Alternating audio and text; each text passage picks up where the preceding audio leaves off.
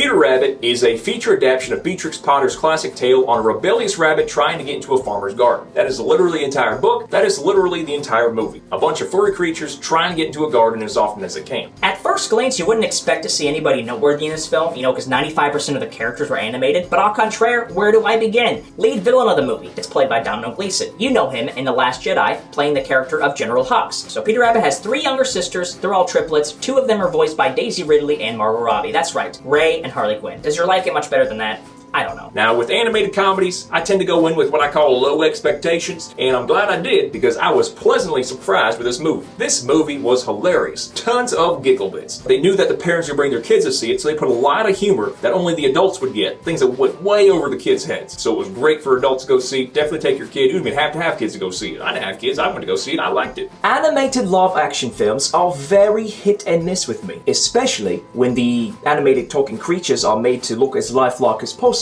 However, with this film, the actors and the animated creatures were very cohesive in their scenes together, and it almost led to a suspension of disbelief, especially in the scenes where you had Peter Rabbit fighting with Mr. Thomas McGregor. Uncle Tony here decided to take his 7-year-old niece to go see this movie because, you know, I'm an awesome uncle. 99 times out of 100, when a movie is rated PG, it's not going to have the kind of action that Tony likes. I knew that going in. And while Little Miss Sunshine, laughed to butt off the entire movie and I chuckled here and there, the only action this movie had was a gun trying to kill some rabbits. I tried to get into the suspense of the Peter versus Mr. McGregor battle, but I just couldn't. This film was clearly not designed to have any kind of suspense. With that said, I did get a little bit, maybe I would say 2 seconds of suspense. Towards the very end, Peter made a decision to finally win the battle against Mr. McGregor once for all, and it completely backfired in a very serious, whoa, huh.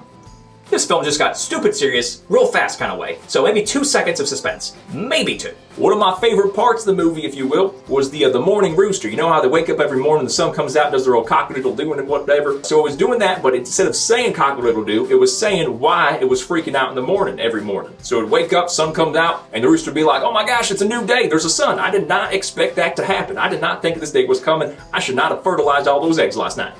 Something like that. It's more funny if you watch it, just take my word for it, definitely go see this movie.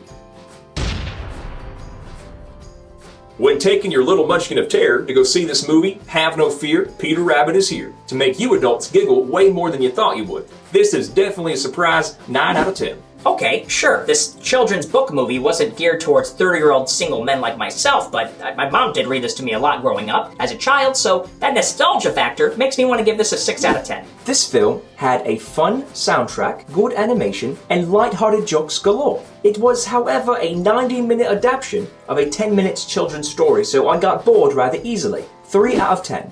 My niece will probably say that this movie had tons of action, and Uncle Tony gets a 10 out of 10 for taking to go see it, but me, nah, didn't like it. 1 out of 10. You will be on the edge of your seat in this movie, but that's just because you want to be the first one out to avoid all the kids with the popcorn butterfingers, touching the exit door. Ugh, 2 out of 10.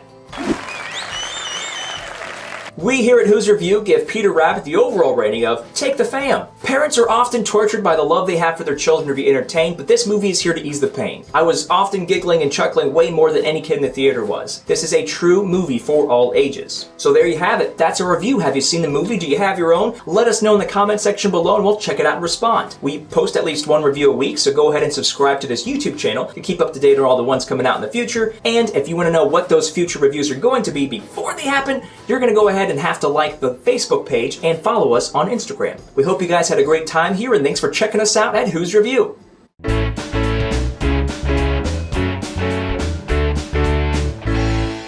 Which was pretty funny. So, hey, I shouldn't have fertilized all those eggs last night.